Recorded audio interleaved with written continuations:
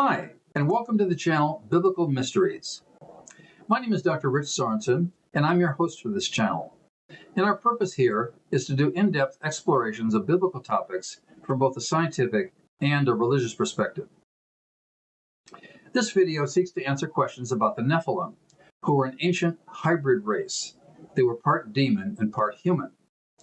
All of them died in the flood of Noah, but they were said to reappear later afterwards in the land of Canaan. So as we proceed with this topic, I'll be referring to many resources that you may want to check out for yourself. And this video is based on papers I've written, which footnotes the references, and so there are links to these papers in the description box. Now, the Nephilim are first mentioned in Genesis chapter 6 as the progeny and the offspring of the sons of God, who were ex-angels, or demons, and the daughters of men. The Nephilim were therefore a race of hybrids that had distinct physical characteristics of large size and great strength. And although the psychological characteristics of the Nephilim are not specifically described in the Bible, they're pictured in other writings as being very belligerent, sexually aggressive, and prone to conflict. And immediately after they're mentioned, the Genesis goes on to discuss how the hearts and minds of the people became continually evil. And then God responded with the flood of Noah as a judgment. But the Bible seems to indicate that the Nephilim reappeared after presumably being killed off in the flood. How could that have happened? So this paper explores a possibility that may not have been previously considered, that the wife of Ham, who was one of the sons of Noah, and this woman who was present on the ark, had Nephilim genetics in her bloodline. She would therefore have passed on her DNA to some of her children, and later to her descendants, so that individuals of large size and psychopathic behavior could therefore reappear later in history. Also considered is the possibility that the biblical Nimrod, a descendant of Ham, was the Sumerian king Gilgamesh, and that he also was genetically Nephilim. Now, Genesis chapter 6 contains a short and cryptic account of the ancient world at some point after creation. And it indicates that a group called the Sons of God were attracted by the beauty of the daughters of men and took some of them as wives. And the children of these unions were called the Nephilim. Now, it came about that when men began to multiply in the face of the land, and daughters were born to them, that the sons of God saw that the daughters of men were beautiful, and they took wives for themselves, whomever they chose. Then the Lord said, "My spirit shall not strive with man forever, because he is flesh. Nevertheless, his days shall be 120 years. The Nephilim were on the earth in those days, and also afterwards, when the sons of God came into the daughters of men, and they bore children to them. And those were the mighty men who were of old, men of renown." Now, the actions of the Nephilim in the pre-flood biblical account are not described, but the following verses speak of the societal conditions at the time of Noah. And apparently the presence and actions of the Nephilim, as well as the sons of God, were part of the societal milieu of extreme evil that then led to the flood. Then the Lord saw that the wickedness of man was great on the earth, and that every intent of the thoughts of his heart was only evil continually. And the Lord was sorry that he had made man on the earth, and he was grieved in his heart. And the Lord said, "I will blot out man whom I have created from the face of the land, from man to animals to creeping things and to birds of the sky, for I am sorry that I have made them." But Noah found favor in the eyes of the Lord. In the paper and video where the Nephilim genetically psychopathic discusses the possibility that in addition to being physically intimidating, they were also mentally psychopathic. And it is known that psychopaths can have differences in their brain structure, which produces many of the following effects: superficial charm combined with the use of mind games, absence of nervousness and little concern for personal safety, substance abuse, extreme selfishness, no respect for law or custom, continual deception, deviousness and cunning, unrelenting condescension and threatening behavior, overly controlling and sexually obsessive, guiltlessness, a lack of conscience and a refusal to take responsibility, rapid mood shifts especially when the individual is unable to win and or get their way, and swings between depression and animation, a twisted view of reality, and a total lack of empathy. In other words, psychopathic individuals such as today's serial rapists and serial killers can engage in forced sexual activities as well as maiming and killing others for personal enjoyment, with little or no empathy for their victims. Furthermore, they're deceptive, cunning, and selfish with little or no conscience or feelings of remorse for doing anything wrong. And they seek to control and use others for their own purposes. And this is exactly what Satan and the demons are like. For example, in John 10, it states, "The thief comes only to steal, kill, and destroy." Now, given the assumption that the Nephilim were the products of demons mating with human women, and the testimony from Genesis about the conditions of increasing evil in Noah's era, it seems likely that their DNA would include a genetic predisposition to psychopathology. Now, Genesis 6 states that Noah had 3 sons, Shem, Ham, and Japheth. And the same verse further states that Noah was blameless among the people of his time, implying that both he and his sons were not tainted with any Nephilim genetics in their ancestry. However, this was not necessarily true of the sons' wives. And when Noah boarded the ark, he took with him his wife, his sons, and their wives, a total of 8 people. Now, the Bible does not provide any information about the names or the background of the women on board the ark, but apocryphal sources state that Ham's wife was named Neeladabuk. And the book of Jasher indicates that all of the wives of Noah's sons were the daughters of Eliakim, the son of Methuselah. However, different sources vary, and even if Neeladabuk was the daughter of Eliakim, we don't know if all of his daughters came from the same mother. So the identity of these women and their genealogy is an open issue. Now, after the flood, Noah's family emerged from the ark and settled somewhere on the plains of Shinar, which is either today's Turkey, Syria, or Iraq. We don't know exactly where Shinar was located at the time. The book of Genesis, which doesn't shy away from revealing the humanness of its protagonists, then tells a curious story of family conflict. Then Noah began farming and planted a vineyard. He drank of the wine, became drunk, and uncovered himself inside his tent. Ham, the father of Canaan, saw the nakedness of his father and told his 2 brothers outside. But Shem and Japheth took a garment and laid it on their shoulders and walked backwards and covered the nakedness of their father, and their faces were turned away so that they did not see their father's nakedness. When Noah awoke from his wine, he knew what his youngest son had done to him. So he said, "Cursed be Canaan, a servant of servants he shall be to his brothers."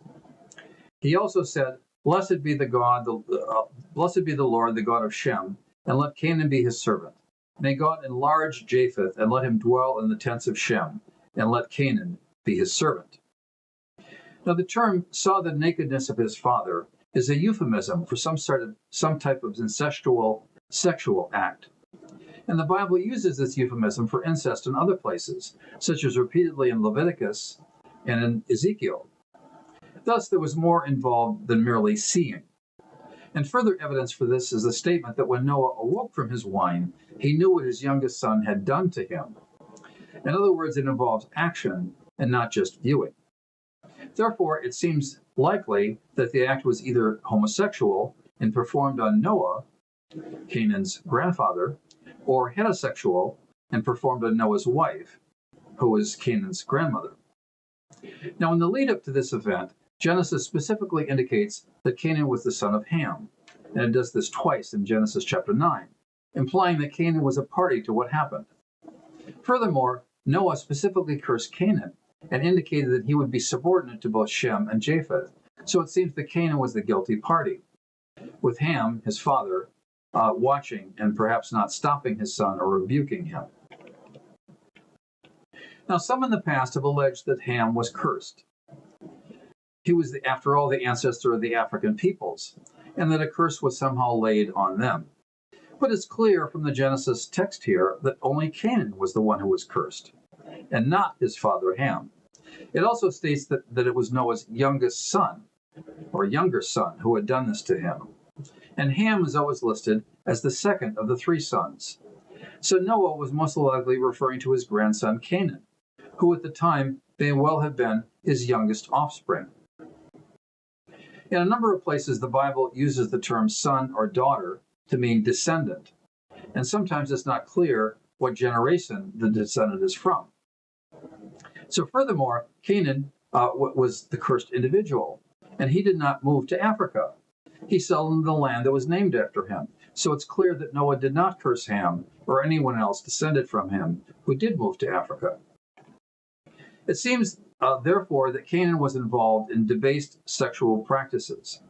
And if so, he showed no respect either for his grandparents, for social norms, or for the laws of God.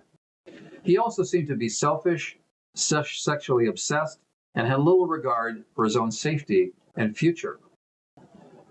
After all, sexually abusing the head of the clan or his wife by a grandson was an act of both audacity and stupidity. Now, given the limited details we have on his life, it's hard to make a firm judgment. But it is possible that Canaan had Nephilim and therefore psychopathic elements in his genetic makeup from his mother, and then passed them on to his offspring and his progeny. Therefore, it's no surprise that his descendants, which became the tribes of Canaan, were the most sexually debauched people of the ancient world. The Book of Jubilees, written at some point during the Second Temple period, perhaps between 300 BC and 150 BC, repeats the biblical stories of Noah getting drunk and exposing himself in his tent.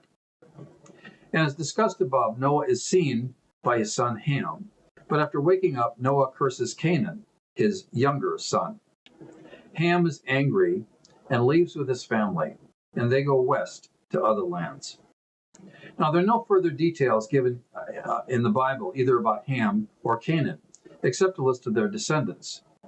And according to Genesis chapter 10, Ham had 4 sons: Cush, who was the founder of Ethiopia, as well as southern Egypt; Mizraim, who was the founder of northern Egypt; Put, who was the founder of Libya; and Canaan, who was the founder of the land between Lebanon and the river of Egypt, and which later became known as the land of Israel. When Abraham was called by God to settle in Canaan, he was given the promise that eventually his descendants would occupy the land after the iniquity of the Amorite was complete. In other words, after God had judged the sins of the Canaanites, and especially their Nephilim bloodline. In other words, these people had a greater propensity to sinful behavior, but they were still responsible for their actions and held accountable by God.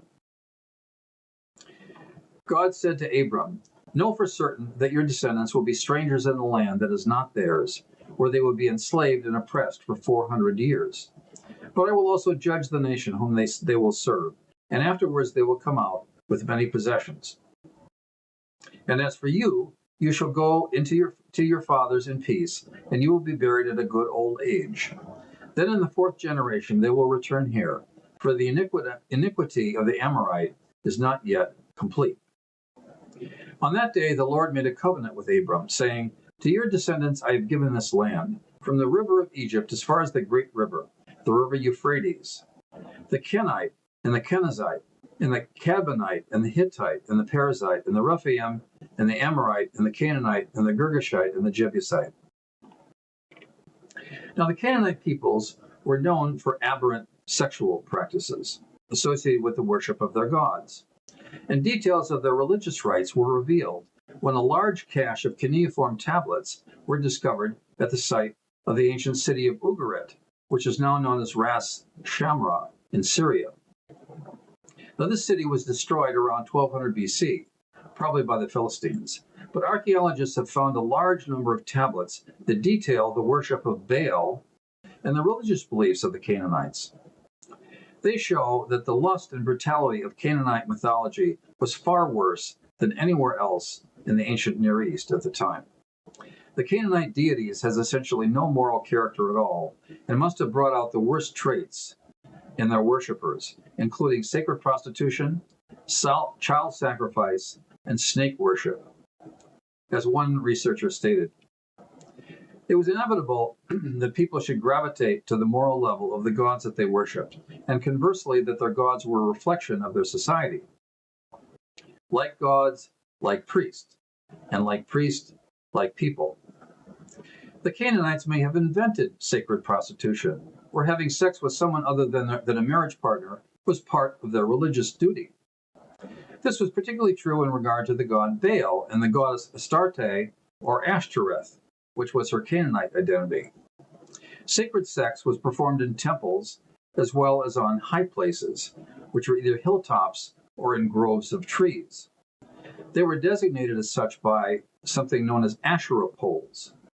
These poles were trees or carved stakes to honor Asherah, the goddess of sex and fertility, also known as Astarte. Perhaps they were a phallic symbol, similar to contemporary pole dancing. The women involved may have been girls whose duty was to serve as temporary sex objects, or it may have been females who were long-term religious prostitutes. And these sex acts were done to petition the gods for various benefits, especially increased fertility and rainfall, which is extremely important in an agricultural society. Now, Canaanite religion was also involved infant sacrifice by burning their children to the idols of Molech and Chemosh when people were especially in need of favor from the gods. Chemosh, by the way, was a local variation of Molech, and who was also called Milcom. Now, Molech was a god of the Amorites and the Ammonites in eastern Canaan and other parts of Mesopotamia, and he was a Baal knockoff, closely associated also with the god Ashtoreth. But the Canaanites took this one step further. Baal and Molech were also associated with the Rephaim. And the Rephaim, the word means the dead ones, and they were the spirits of the dead Nephilim. Rephaim is a general term for the Nephilim-like peoples in Canaan, and refers to the fact that the original Nephilim who died in the flood were fathered by the sons of God. And as we stated previously, the sons of God were ex-angels or demons who didn't die, but nevertheless were judged and imprisoned in hell for their actions. Ugaritic texts present Molech as an ancient god of the underworld, involved in the cult of the Rephaim and the worship of snakes, which were, of course, the symbol of Satan. Now, appeasing these demanding gods typically required human victims, usually the firstborn of the one making the sacrifice. And idols to Molech were large figures that were made of bronze or other metal, with an open base in which a fire would be kindled. Babies would then be placed in the outstretched arms of the idol above the fire and then burned to death in the sacrifice. Ahaz and Manasseh, two kings of Israel, sacrificed their sons to Molech at ritual locations that were known as Topheth, or burning places. The valley of Hinnom, south of Jerusalem, was apparently one of those locations, as it was called Tophet, and later was renamed as the Valley of Gehenna, which means the Valley of Wailing and the Valley of Hell. Now, Baal was also referred to as a prince, which is the word Zibul, ZBL, in Ugaritic.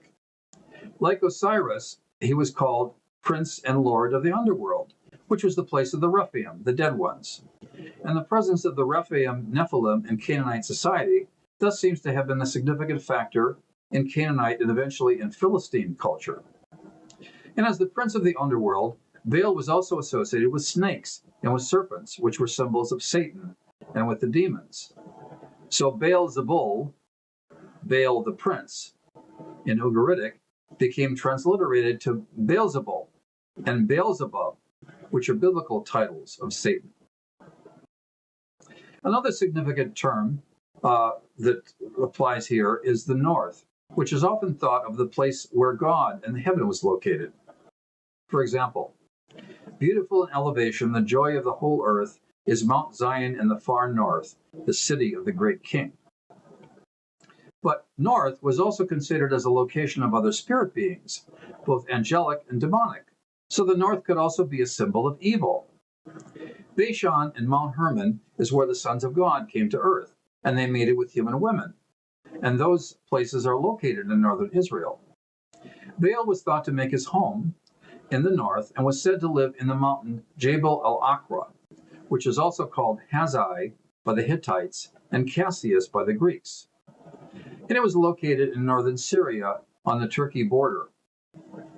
In ancient times, it was known as Mount Saphan, or Zaphon, the mountain of the north. And Zaphon is the Hebrew word for north. Now, Baal was thought to live in a silver and lapis lazuli palace on the heights of Zaphon, or the heights of the north. Among other characteristics, he was the god of storms. Lightning and thunderstorms often occurred at this mountain.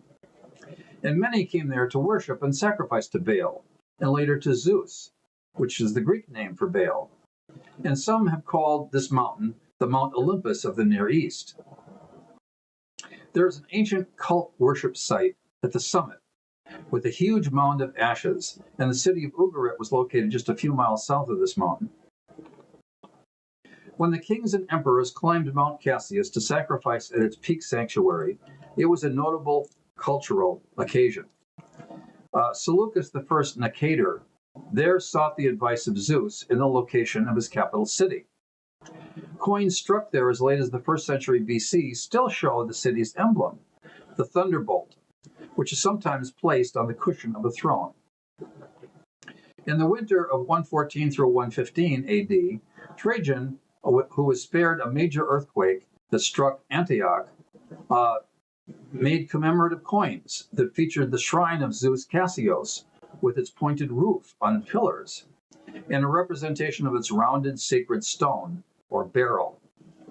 Trajan's adoptive son Hadrian accompanied him, and he returned in 130 AD to scale the mountain at night.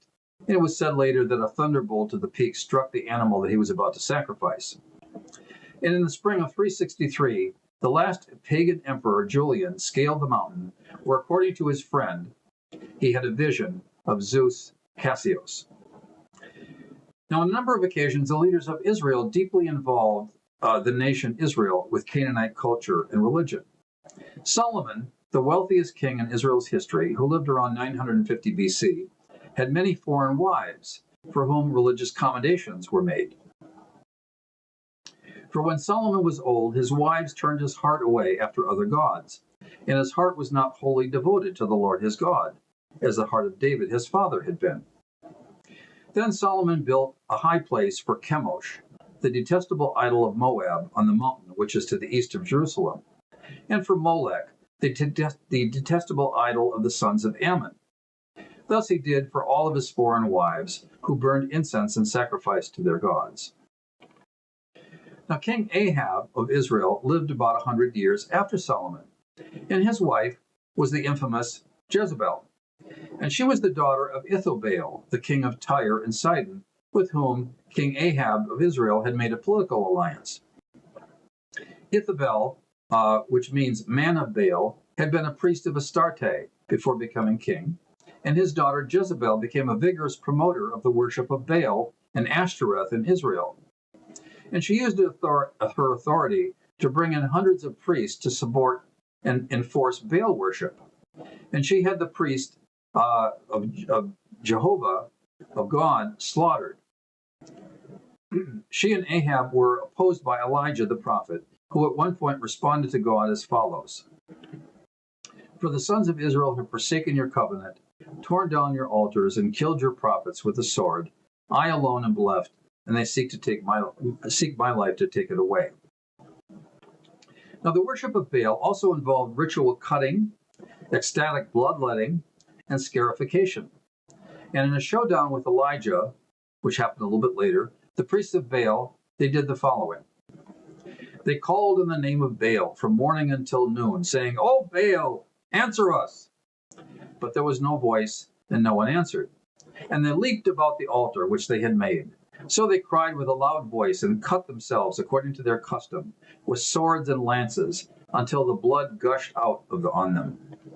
And when midday was past, they raved on until the time of the offering of the evening sacrifice.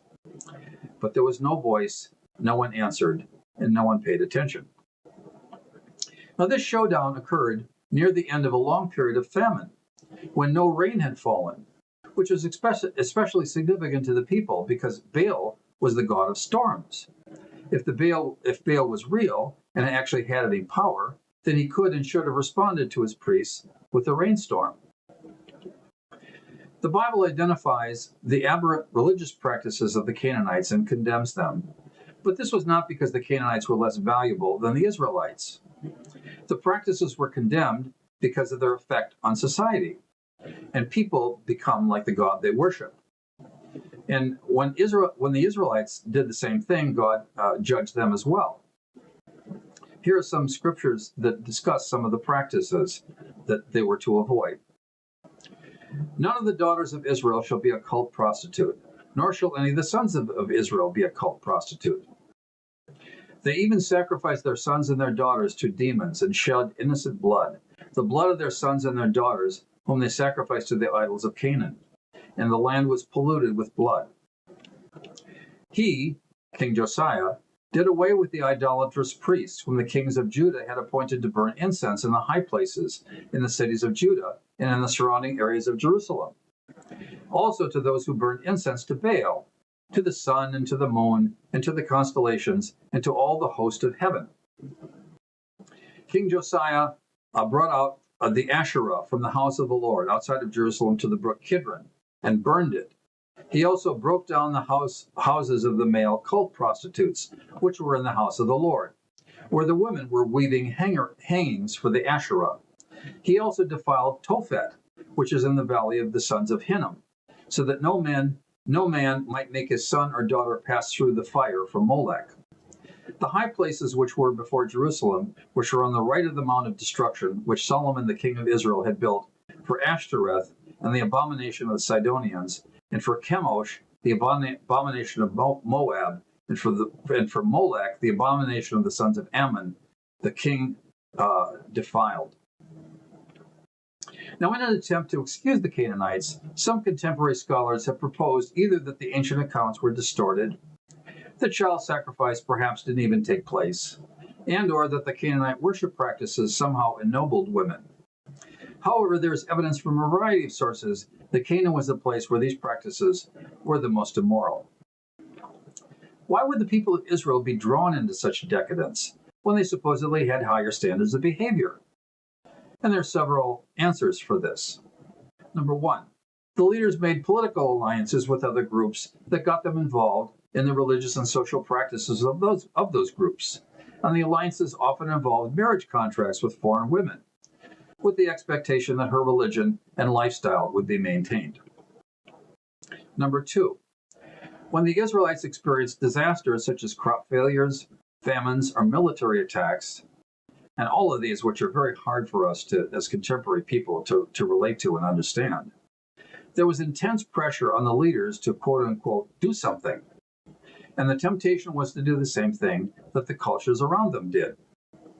And number three, just as in society today, the milieu in which people lived exerted a powerful influence on what they considered to be socially acceptable.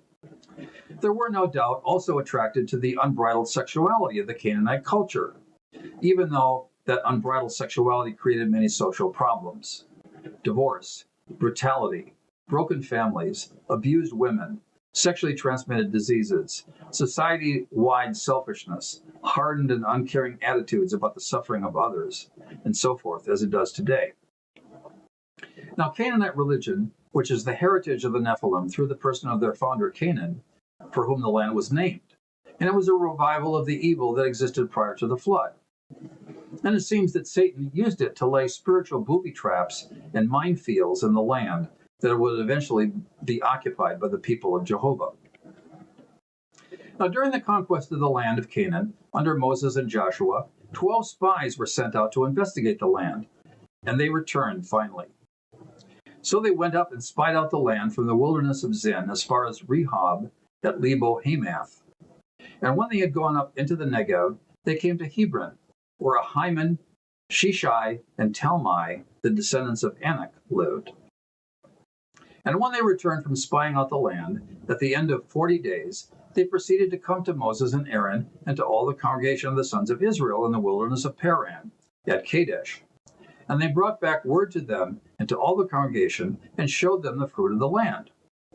And thus they said, "We went into the land where you sent us, and it certainly does flow with milk and honey, and this is the fruit. Nevertheless, the people who live in the land are strong, and the cities are fortified and very large. Moreover, we saw the descendants of Anak there. The land through which we have gone in spying it out is a land that devours its inhabitants, and all the people who we saw in it are men of great size. There we also saw the Nephilim, and the sons of Anak were from the Nephilim, and we became like grasshoppers in our sight, and so we were in their sight. Now, aside from the text in Genesis chapter 6, the word Nephilim is only mentioned one other time in the Bible, and it's in the text that we just read. And 10 of the 12 spies lamented that the inhabitants of Canaan were too big and tough for the Israelites to handle. And they said, we were like grasshoppers compared to them. Now, the spies, of course, would not have known what the pre-flood Nephilim actually looked like, or how tall they were. So some people have alleged that the individuals they saw may have been large, but they were not actually descendants of the Genesis 6 Nephilim. And the 10 may therefore have exaggerated or tried to associate the Anakim that they saw with boogeymen from the past in order to justify their fears. However, their assessment was not challenged by the two spies who brought a good report by Joshua and Caleb. And they essentially told the people, these guys may be big and tough, but we can take them. There is also much other biblical evidence that some of the inhabitants of Canaan were Nephilim-like, and therefore probably had a genetic connection with the Nephilim of Genesis 6. These include Og, the king of Bashan, various tribes identified as Nephilim-related, such as the Anakim, the Emim, and the Zamzummim, and later Goliath, his kin, and others. Another potential reason for the presence of the Nephilim descendants in Canaan are the directives given by Moses and Joshua to completely wipe out certain groups. In other words, those with the Nephilim ancestry, but not others. And of course, Genesis 6:4 states, the Nephilim were on the earth in those days and also afterwards. And the term afterwards indicates a reappearance of the Nephilim after the flood. And years later, when the Israelites were about to invade, Moses gave the following speech. Our brethren previously made our hearts melt, saying, the people are bigger and taller than we. The cities are large and fortified to heaven. And besides, we saw the sons of the Anakim there. Hear, O Israel, you are crossing over the Jordan today to go into dispossessed nations that are greater and mightier than you. Great cities, fortified to heaven, a people great and tall. The sons of the Anakim, whom you know and of whom you have heard it said, who can stand before the sons of Anak? Know therefore today that it is the Lord your God who is crossing over before you as a consuming fire, and he will destroy them, and he will subdue them before you, so that you may drive them out and destroy them quickly, just as the Lord has spoken to you. Now, the bottom line is that there seems to be a definite Nephilim connection with some of the Canaanite peoples. The question therefore becomes, if the Nephilim of Noah's time all died in the flood, how were they any surviving descendants? And of course, there are four potential answers. Number one, the individuals encountered by the Israelites were perhaps not actually Nephilim, so it may be all not true. Number two, the sons of God somehow returned after the flood and recreated another race of Nephilim. However, there's no mention or any hints of this happening, and the sons of God from Genesis chapter 6 were imprisoned for their actions in Hades, in hell. Number three, the third possibility is the flood was local and that some of the Nephilim survived. And number four was which I think was the most reasonable answer, is that the flood was not necessarily universal over the entire earth, and it may not have covered the entire planet, but it did kill everyone other than the people in the ark. However, at least one of those individuals had a Nephilim ancestry, and that emerged in their descendants, and that's what we described above. So the last option seems to be the most reasonable one, that all the Nephilim perished in the flood, but their genetics persisted in Canaan, Noah's grandson, who was the ancestor of the post-flood Nephilim-like peoples. Now, when the Israelites first entered Canaan, they defeated the Amorites in Heshbon, north of Moab, and then proceeded further north to Bashan. And that area includes the Mount Hermon region where the sons of God were said to have first appeared. So it is essentially like Nephilim ground zero Here's a text from Deuteronomy. Concerning Bashan, it is called the land of the Rephaim. Now, the Bashan region, located in southern Lebanon, western Syria, and part of the Golan Heights, is approximately 500 square miles. And in the days of Moab, or Moses, I should say, there were many towns in Bashan ruled over by Og, the king of Bashan. For only Og, the king of Bashan, was left of the remnant of the Rephaim. Behold, his bedstead was an iron bedstead. It is in Rabbah of the sons of Ammon. Its length was 9 cubits, and its width 4 cubits by the ordinary cubit. Now, archaeological investigation of Bashan has revealed that most of the construction was done in stone, using huge slabs of basalt, and that the doors and rooms seem to be designed by and for giants. Ancient Bashan comprises a vast field of basalt, elevated some 30 feet above the plain. Here stood giant towns, and surrounding them was the fertile plains of Bashan. 19th century explorer Josiah Porter counted some 30 towns and villages dotting the surface of the plain. The walls of the houses were up to 8 feet thick, built of large square blocks of basalt, without cement. The roofs are made of basalt slabs cut like planks and reaching from wall to wall. Heavy slabs form the ceilings. Even the doors and window shutters are of stone. The massive doors hang upon pivots, working in sockets, as do the window shutters, and the black basalt used is almost as hard as iron. Porter measured doors 9 feet high and 4.5 feet wide and 10 inches thick. Rooms inside private houses measured up to 20 feet high. And of course, if we consider the size of Og's bed that we described above, it was around 14 feet high and about 6 feet wide. Now, it's impossible to know how many Nephilim there were, or what percentage of the population they represented, but they were apparently scattered among the Canaanite regions. And they're also variously referred to as the Emim, which means the dreaded ones, from Moab, the Zamzummim, which means schemers, also from Moab, and the Anakim, the sons of Anak, and they lived throughout the land, and of course the Rephaim, who was Og from Bashan. One of the main cities of Bashan was named Ashtaroth, after the Canaanite goddess of sex and fertility. And an Ugaritic text places the god Ripu, the patron deity of the Rephaim, in Ashtaroth. Other Ugaritic literature indicates that the Bashan cities of Ashtaroth and Edrei were gateways to the underworld, and the city of Ashtaroth was associated with Molech.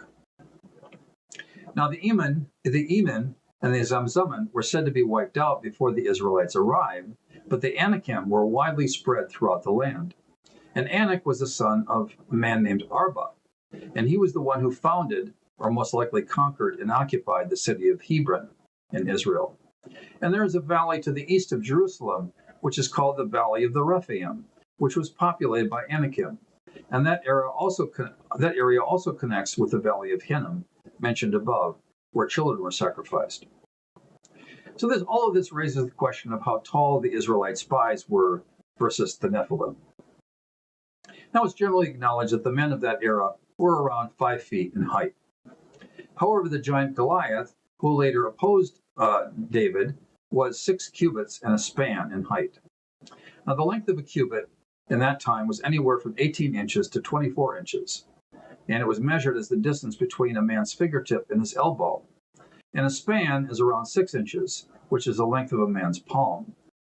Now, using the smaller cubit measurement, which would place Goliath's height at 9.5 feet, although some versions of the Old Testament state his height is 4 cubits and a span, or 6.5 feet. Now, Goliath's heritage is not given, but he may very well have been from the Anakim. Here's a scripture about that. Then Joshua came at the time and cut off the Anakim from the hill country, from Hebron, from Debir, and from Anab, and from all the hill country of Judah, and from the hill country of Israel. And Joshua utterly destroyed them with their cities. There were no Anakim left in the land of the sons of Israel, but only in Gaza, in Gath, and in Ashdod. In Ashdod, some of them remained. And it should be noted that Goliath was from Gath. And there is at least one documentary piece of evidence outside the Bible of very tall people in ancient Canaan. There is a text from Egypt dated around the time of Ramesses II which was several hundred years after Moses, that indicated that there were Canaanites that were approximately 7 feet tall. In the narrow valley, it is dangerous to live with Bedouins hidden under the bushes. Some of them are 4 or 5 cubits from their nose to their heel, and fierce of face. Their hearts are not mild, and they do not listen to wheedling. In any case, both the textual and the archaeological evidence indicates that the Nephilim were substantially taller than other men, undoubtedly with a physique to match. And according to 1 Samuel chapter 17, Goliath was an experienced warrior, and the total weight of his armor, including helmet, was around 140 pounds. So he must have been quite strong to be able to move easily in all that armor. His spear was described as being like a weaver's beam, and it was tipped with a large and a heavy spearhead, which of course was extra weight. And the weight of the spearhead was around 15 pounds, which is slightly less than the weight of the ball used in a men's shot put competition today. Goliath must therefore have had a lot of upper body strength to throw such a spear. Now, it's stated in the book of Joshua that was mentioned above, some of the Anakim remained in the coastal regions of Ashdod, Gaza, and Gath, and these areas were later taken over by the Philistines that were invaders from either Crete, Cyprus, or Greece, and they absorbed the Canaanite population in those areas. And the surviving Anakim may well have been employed as warriors or bodyguards, and a number of them were killed in later generations by the forces of King David of Israel. Perhaps their numbers had declined. But we have no way of knowing how many were left, and to the extent which they interbred with the peoples around them. Following his account of the conflict between David and David's army and the Nephilim in David's day. Now, when the Philistines were at war with Israel, David went down with his servants with them, and they fought against the Philistines. And David became very weary. Then Ishbi-Benob, who was among the descendants of the giant, the weight of whose spear was 300 shekels of bronze in weight, was girded with a new sword, and he intended to kill David. But Abishai, the son of Zeruiah, helped him and struck the Philistine and killed him. And then the men of David swore to him and saying, "You shall not go out with us again to battle, so that you do not extinguish the lamp of Israel." Now it came about that after this, that there was war with the Philistines at Gob. Then Sibbecai, the Hushathite, struck down Saph, who was among the descendants of the giant. And again there was war with the Philistines at Gob. And Elhanan, the son of Jer-Ogerim, the Bethlehemite, killed Goliath the Gittite, the brother of Goliath, the shaft of whose spear was like a weaver's beam. And there was war at Gath again. And there was a man of great stature who had 6 fingers on each hand and 6 toes on each foot, 24 in number. And he had also been born to the giant. And when he defied Israel, Jonathan, the son of Shimei, David's brother, struck him down. And these 4 were born to the giant in Gath, and they fell by the hand of David and by the hand of his servants. Now David and his men thus had done battle with the purported descendants of the Nephilim from Bashan, and one of David's poems was perhaps a memorial to the desperation of that conflict. And this psalm was partially quoted by Jesus when he was hanging on the cross. "Be not far from me, for trouble is near, and there is none to help. Many bulls have surrounded me. Strong bulls of Bashan have encircled me. They open wide their mouths at me, as a ravening and a roaring lion. I am poured out like water, and all my bones are out of joint. My heart is like wax, it is melted within me. My strength is dried up like a potsherd, and my tongue cleaves to my jaws. And you lay me in the dust of death. For dogs have surrounded me, a band of evildoers have encompassed me. They pierced my hands and my feet, and I can count all my bones. They look, they stare at me, and they divide my garments among them, and for my clothing they cast lots." Now many have been troubled by the fact that God commanded Moses and Joshua to conduct a war of extermination against the Canaanites, where not only the men were killed, but also the women and children. How could a loving God have commanded such a thing?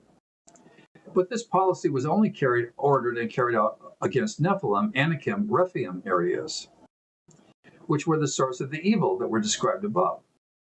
If the descendants of the Nephilim were also psychopathic, God's motives are more understandable. Eliminating psychopathic killers is done for the benefit of society, and it is an act of mercy rather than cruelty. Now, Cush was the son of Ham, and the genealogies of Genesis chapter 10 state that Cush was the father, or perhaps the ancestor, of Nimrod. Now, Cush became the father of Nimrod, and he became a mighty one on the earth. He was a mighty hunter before the Lord, and therefore it is said, like Nimrod, a mighty hunter before the Lord. The beginning of his kingdom was Babel and Erech, and Akkad and Calneh in the land of Shinar. And from that land he went forth into Assyria and built Nineveh, Rehoboth-ir, Calah, and Rezin, between Nineveh and Calah, that is, the great city. Now note that the above text indicates that Nimrod became a mighty one. In other words, his genetic bent eventually manifested itself, and the phrase mighty hunter could also be read as mighty tyrant. Second Temple writings, the Talmud, and Arab sources indicate, including the Quran, have a lot to say about Nimrod, and they allege that he was the builder of the Tower of Babel. Here's a few examples. And when Nimrod had joyfully returned from battle, after having conquered his enemies, they placed the regal crown upon his head, and he set over his subjects and peoples, princes, judges, and rulers, as was the custom among kings. And all the princes of Nimrod and his great men took counsel together, and they went to seek an extensive piece of ground to build the city and the tower. And they sought in the whole earth, and they found none like the one valley at the east of the land of Shinar, about 2 days' walk. And they journeyed there, and they built there, and they began to make bricks and burn fires to build the city and the tower that they had imagined to complete. And in the 70th year of Ru, the building of the great tower in the land of Shinar began. And Nimrod, the son of Cush, fed the builders on the beasts which he hunted. And 40 years after the tower was finished, God sent a wind, and the tower was overturned, and Nimrod died in it. It was he who, after the flood, reigned in Babel. Now, historians have never been able to place Nimrod into the history of Mesopotamia, but many believe that the name Nimrod, which actually means rebellious one, was a description of his character, or an epithet, rather than his name, and that his real name was, or later became, perhaps, Gilgamesh. Sumer was the first civilization of the ancient world, and Gilgamesh is mentioned as an early king of Sumer in the Sumerian king list. The Epic of Gilgamesh describes him as being very large, aggressive, and sexually obsessed, and therefore he may very well have had Nephilim genetics from his ancestors. When the gods created Gilgamesh, they gave him a perfect body. Shamash, the glorious sun, endowed him with beauty. Adad, the god of the storm, endowed him with courage, and the great gods made his beauty perfect, surpassing all others, terrifying like a great wild bull. 2/3 they made him God, and 1/3 man. Gilgamesh went abroad in the world, but he met with none who could withstand him. Then he came to Uruk, and the men of Uruk muttered in their houses, Gilgamesh's arrogance has no bounds, by day or night. No son is left with his father, for Gilgamesh takes them all, even the children. In other words, for his army. Yet the king should be a shepherd to his people. His lust leaves no virgin to her lover, neither the warrior's daughter nor the wife of the noble. The gods heard their lament. The gods of heaven cried to the Lord of Uruk, to Anu and the god of Uruk. A goddess made him, strong as a savage bull. None can withstand him. No son is left with his father, for Gilgamesh takes them all, and is thus the king, the shepherd of his people.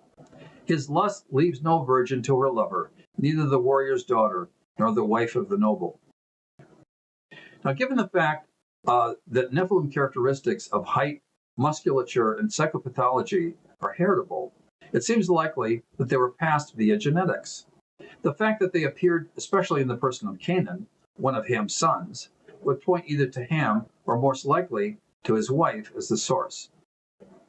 Genetics is complex, and his genes controlling both extreme height and psychopathology may be recessive, and like other recessive characteristics, it's not certain which children of a couple will receive the genes for a given set of traits, and to what extent those traits will ultimately be exhibited by their descendants. If you like this channel, please click on the like and share buttons. If you want to see more videos from this channel, please click on the subscribe and notify buttons. Thanks for watching.